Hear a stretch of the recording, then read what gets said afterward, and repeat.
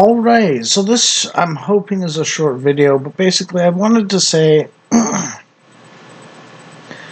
I'm beginning to understand that the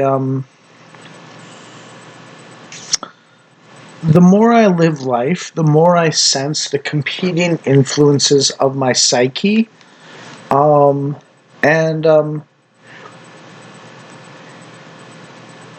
the opposing forms of existence within my very soul.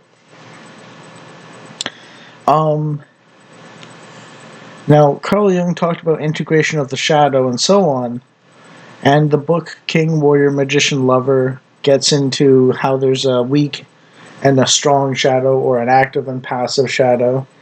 And then there's the properly integrated middle ground that isn't like just mashing together half and half of the ideas from weak and strong, but finding a Hegelian synthesis of those in essence. And to the fascists, I would like to tip my hat for the need for conflict to exist, and that violence is the highest authority in history on some level, on human to human relations. It's the ultimate deciding factor. When everyone's fully mobilized and thinking about their beliefs and so on. Conflict is inevitable. However, I would also like to tip my hat to the weak, dysgenic communists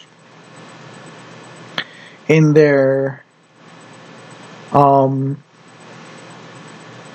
declaration that society should be run to protect the weak on some level, and to ensure that they actually thrive on some level. And keep in mind, this is not my declaration for everyone must do this. This is my personal spirit and how I live life as authentically myself as possible. And then to the liberals, I would tip my hat to the declaration that minimal restrictions is generally better than otherwise, and that there's a certain degree of tolerance of imperfection that must occur for the good of society. And to the conservatives, I would tip my hat to their declaration that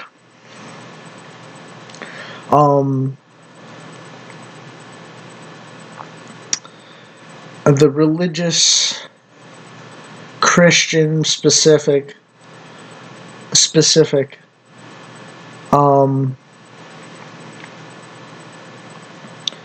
limitations on the ambitions of people in a control structure and stable hierarchy that limits conflict is also important. And balancing these four principles is what I'm about, basically, on some level. And this is my version of authentic existence and so on. Now, how this plays out is I'm the kind of guy who naturally can fight and was raised to be ready for fights and to have a little bit of fun fighting and so on. But I was also raised with a sense of compassion for the poor and the needy and the less abled and raising them up a little bit. And I'll get into how I do that in a second as the fifth thing. But I'll get into the next two aspects real quick, which is the liberal. I am not naturally predisposed towards the most self-controlled virtues myself. I drink I drink too much coffee. I smoke too many cigarettes. I used to do some drugs. Yeah, and I like appreciated that no one was like banging on my door, going like, "Hey, are you doing drugs?" Or something like that. You know, um, and I don't want people to look at this as like one thing has to be predominant over the others necessarily for everyone. This is just my personal manifestation. Um, and then to the conservatives, I would like to say that my personal manifestation is in guiding the um, strong feelings towards doing drugs and stuff like that into smoking and drinking coffee instead of doing harder drugs. And my religious faith telling me to give to the poor from myself. And the new right, the new right wing, is that I bend my capacity to violence for the defense of the public and the innocent and so on. And the fight is there for those who insist on fights. The charity is there for the people who aren't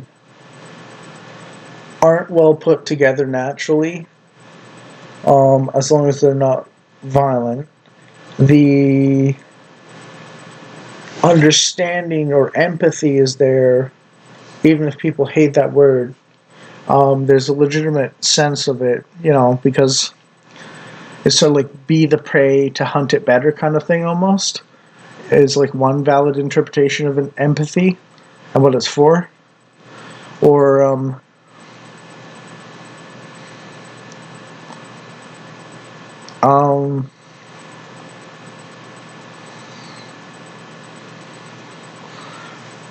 just think of what it would be like to be in their shoes as yourself, basically, or something like that. Because I've actually had that forced on me and stuff, and then I became a lot more sympathetic. Empathy and sympathy being two different things, you know. And finally, the conservative element that I process of those with those previously being fascism, communism, and liberalism is I have a certain guiding impulse if I give advice or something like that to gently guide in the direction of self-control. But again, my personal experience is that I'm a very spirited individual. So for me, maybe the emphasis on these things is different. And what I'd like to also mention is like I'm listening to Michael Millerman, and I've done a little bit of research on Julius Evola now compared to before my previous video now, within about a day or so.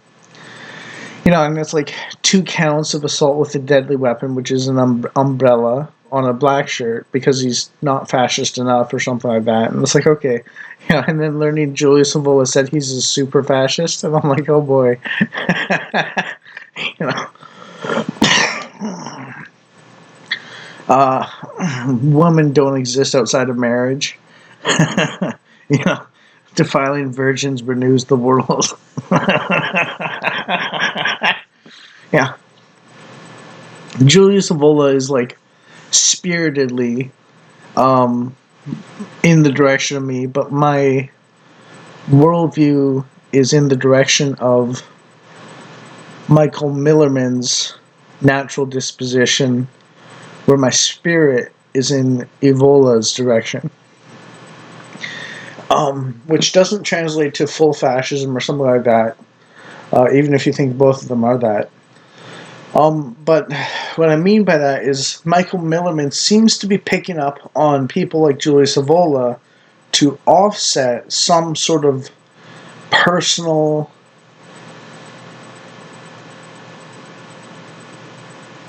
lacking in character that he wishes to offset. And there's a certain MBTI, Myers-Briggs type indicator type thing where supposedly, I've only seen this once or twice on videos, so I don't know if it's actually verifiable or not. But supposedly, someone like an INTP, which is myself, has an aspiration or like a desired sort of I wish I could be them kind of thing of the opposite, which in my case would be ESFJ. And basically, my natural disposition is introverted, intuitive, thinking and perceiving, and I've got an aspiration supposedly, and I kind of sense that I actually do, of ESFJ, which is caretaker as opposed to architect, and caretaker is extroverted, sensing, feeling, judging. So I think our natural dispositions and what we focus on can sometimes be to offset our natural weaknesses in disposition. So we put effort in gut and will into balancing out as people from our natural disposition, and it really is balance. You know, not a matter of just leaning into your strengths. Now, some idiot savants can do that. Autism is notable for having people that lean into their strengths so hard that they can offset their natural weaknesses. But for many, many people, a certain degree of fleshing out weaknesses, like I mentioned in the previous video, is actually important to being a full-blooded human being. And it depends on your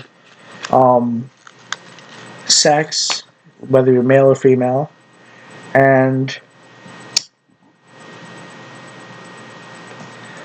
it depends on your natural status in looks, body strength, physical capacity, and aesthetic beauty levels relative to others, and so on. But basically, the embodiments of masculinity might be better served by having a little bit of time they dedicate towards being softer, and the soft people who are naturally soft, the soy boys, need to focus on hardening up and so on. And then you get a society that is maximally understanding of each other on some level and so on. So that conflict is averted in terms of like bottling something up until it explodes, or jumping on a pressure cooker until it explodes, and so on, and so on. And this ties into cyclical history, where it rhymes but doesn't repeat, and why it's so slow to subvert the right-wing order over time by the left, but the right overthrows the left quickly. And that is,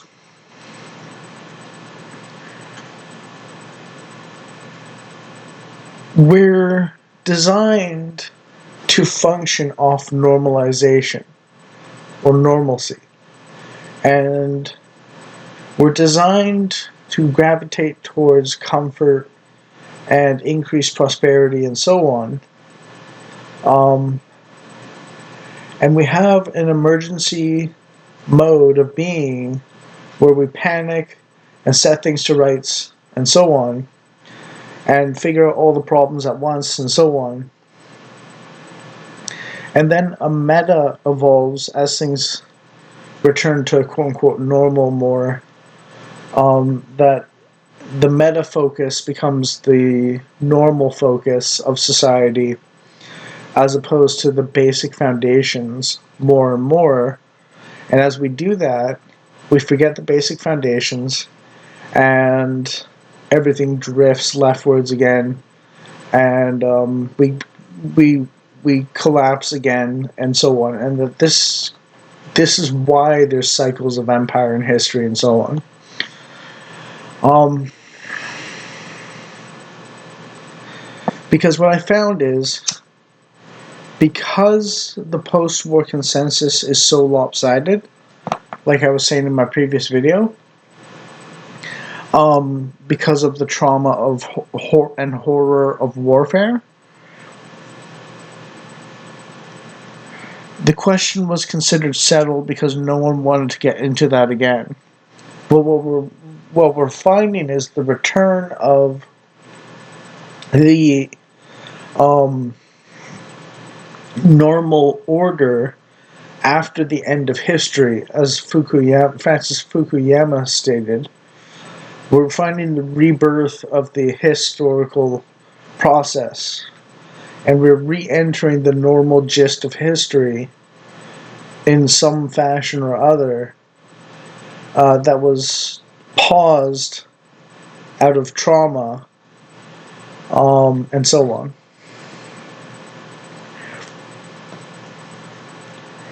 And that does mean a return of the masculine on some level, and so on.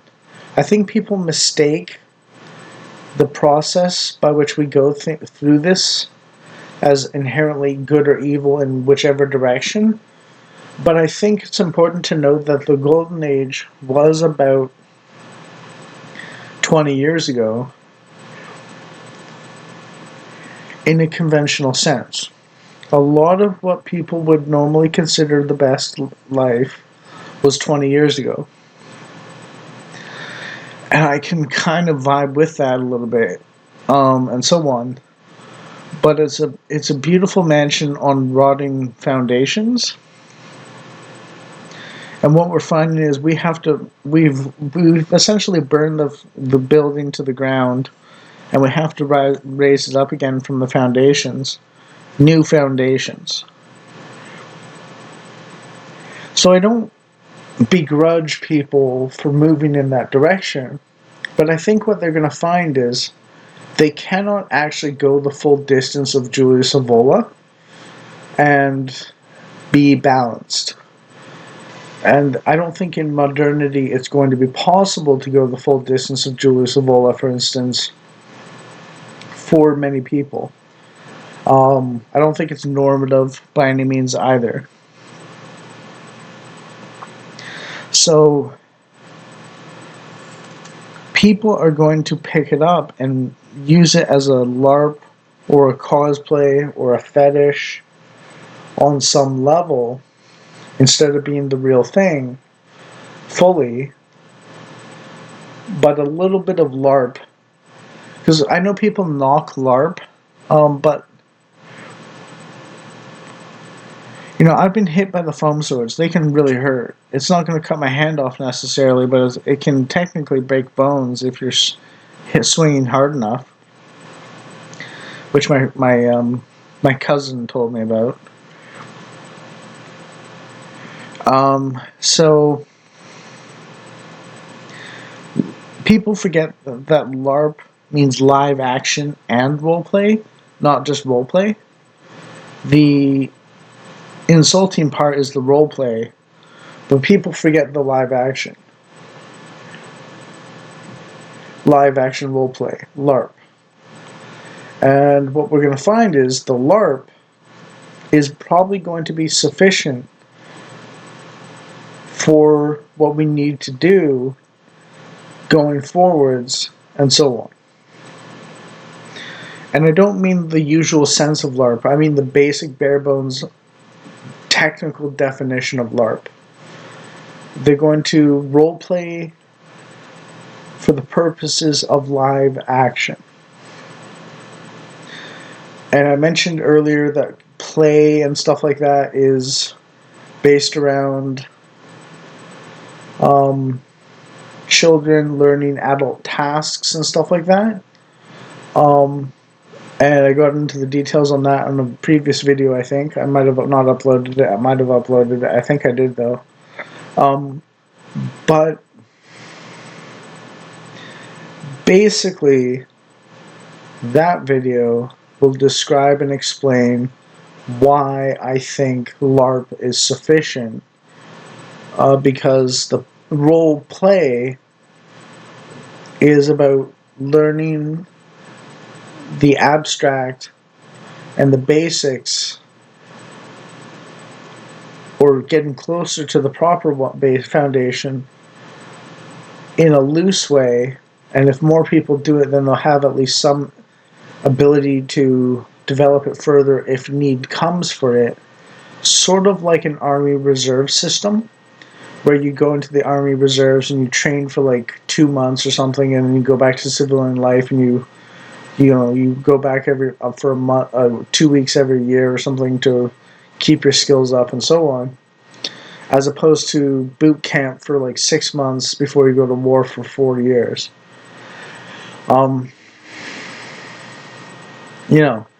And the second version of military service is what will be the live action version, if that makes sense. So, yeah, and I had an argument with a colleague, and they were like, "Oh no, airsoft can't teach you military tactics." And I was just like, I'd rather learn how to shoot someone at 60 yards than not be able to shoot them at 10. That's the role play element and how it leads to live action. If someone who can shoot someone else at 60 yards is closer to a proper soldier than me, who can't even hit them at 10. Technically speaking. There might be some false lessons to be learned about that kind of thing, but it's vibing closer in the right direction than what I've got now in terms of shooting someone at a distance. So that's kind of how I view LARP and so on. Yeah.